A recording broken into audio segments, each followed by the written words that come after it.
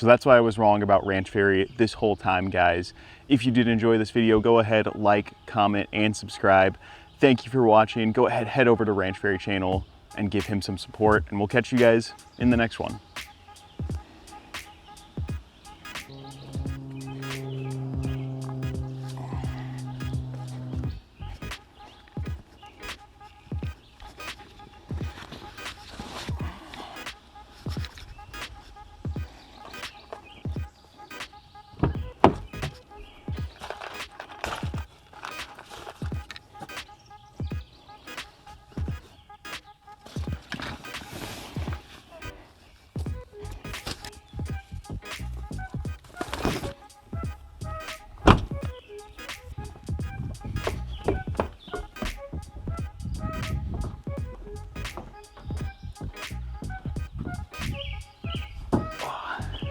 Oh, what's up, guys?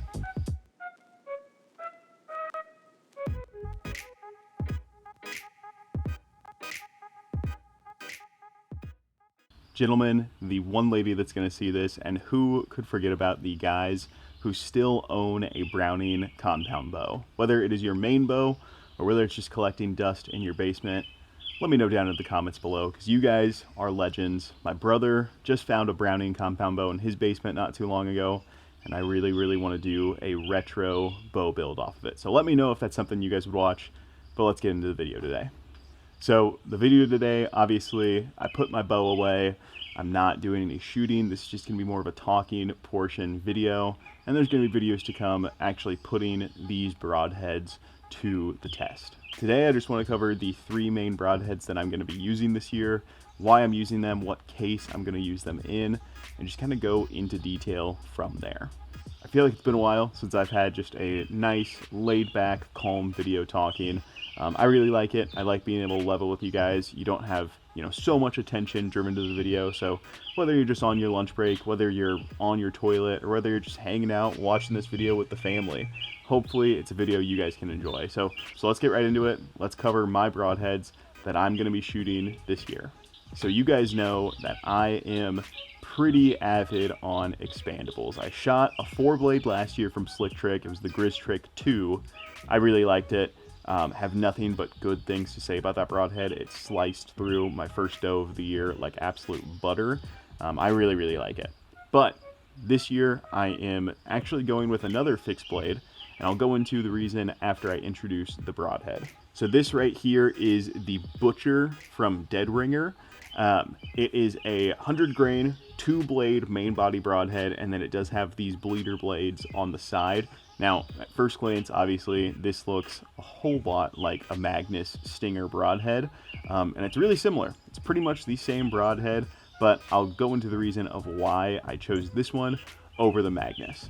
So I have this thing where I really want to shoot a elk in Nebraska before I shoot an elk anywhere else. Now, whether or not that's going to happen, I don't know, because in a couple years here, if I haven't shot an elk, I'm probably just going to get an over-the-counter tag in some other state and try my luck there. But on the off chance that I do draw an elk tag this year, since it's about my 4th or 5th year putting in for an elk tag, I most likely am not going to shoot a expandable broadhead on a elk. Now, I don't think that I couldn't, but in all honesty, I just really want to be able to test other broadheads as well, and that's where this comes into play. So I am not blessed with long arms. I'm not blessed with height or length or anything like that. So I need the most efficient setup that I can get when it comes to elk, I feel like. And this broadhead right here is going to be the broadhead for that. So the reason why I picked it over the Magnus Stinger is it actually has a smaller cutting diameter than the Stinger, and it's a little bit longer. You're getting more of that slicing motion with a long, narrow broadhead as compared to like a wide, stumpy broadhead. I really like that about this broadhead. It's going to make really good penetration, and in any broadhead tuning that I've done with this thing, it performs phenomenal. So I'm very excited for it. This is something that I'm very comfortable shooting out to distance. I broadhead tuned it out to 70 yards. And hopefully if I get a shot closer at an elk, I'll be able to take it. But anything to that 70-80 yard range on an elk sized target, I feel pretty comfortable with the Butcher from Dead Ringer. And these things are on sale on Amazon right now at the time of making this video. I bought these full price, but I think they're on sale for like $18 on Amazon. So go ahead, check them out, pick these things up if you want a smaller, really well penetrating broadhead. Most likely, if I do not draw an elk tag, Leah, my fiance, is going to be running these things next year, which at that point in time, she will be my wife. I'm very excited to see what she's going to put these things through if I don't use them. Even if I do use them, I'll probably get her a couple extra packs and have her use those. But so any female archer, if you ask them, which I know it's a hard ask to talk to a female because I'm scared of them just like you guys are, but if you ask any female archer, most of the time they prefer a fixed blade broadhead or at least a smaller cutting diameter mechanical, just to save that energy that they're already limited on with, whether it be a female archer or a youth archer or just a lower poundage archer. I definitely think that a broadhead like this will suit you. So that is my potential elk broadhead. If I don't draw an elk tag, I'll probably use this thing on a doe, or I'll keep it in my quiver for like a coyote arrow, something like that, just so I do get some usage out of it, because I really am curious as to how these things are going to perform. So that is the Dead Ringer Butcher. Now, if I don't draw an elk tag, the first type of hunting that I'm going to be doing this year is going to be doe hunting. I have a little bit of venison that I want to give away to some good friends who are getting married here, so I want to get as much venison in the freezer as possible early on in the season, so that way I'm not too limited on my stock from the venison that I give away. It's kind of a selfish reasoning, but I want to shoot a couple does pretty early on in the season. So the two broadheads that I'm going to use for that are the Kill Zone from NAP and the Grizz Trick 2 from Slick Trick. These are both broadheads that I shot last year. I shot a doe with this broadhead, and let me tell you, it was an absolutely killer wound channel. So I don't think I talked about it in the actual video of that doe, but it went in a little bit further back than I thought. So it ended up being like a liver and opposite side lung shot, but this doe did not go 20 yards. You can see in the video she runs and beds down right away. I really like the Kill Zone. The only complaint that I have about it is that the blades are pretty exposed and they're a pretty loud broadhead when they fly through the air. So I'm going to use this on does, just being able to get them in real close in that early season where they aren't really suspecting a whole lot, and get this Kill Zone right in the pocket on them. And then on the opposite side of that, you have the Grizz Trick 2. This thing is a 4-blade broadhead. I really like this thing. I shot my buck last year with this thing and got a complete pass through. It has this long chisel tip on it, which I feel like if you are going to be making a bad shot and potentially hitting a bone, it is going to help you a lot with getting that tip in and not having any deflection or anything like that. And then these 4 blades leave a nasty wound channel. The first deer that I shot last year was actually also with the Grizz Trick 2. You can see in the video, as soon as my arrow hits her, you have just an X wound channel right on that same side, all the way straight pass through. She ran less than 100 yards. She's got tangled up in some thick stuff, so we weren't able to find her right away, but we found her within an hour of shooting her. So I really like this broadhead. In all honesty, if it keeps performing well, I am going to throw this in my quiver with my main broadhead, which I will get to right now. Okay, so we have the doe hunting broadheads, we have the elk hunting broadheads. Now it's time for my main workhorse that I'm going to use most likely all season round. I will have one of these in my quiver no matter what. That's going to be on mule deer, on whitetail, on elk if I draw an elk tag, and anything that I end up hunting this year. And that is going to be the Swacker 207. This is pretty much the broadhead that you think of when you think of Swacker, or at least I think of. It is a 2-inch cutting diameter, 100-grain broadhead.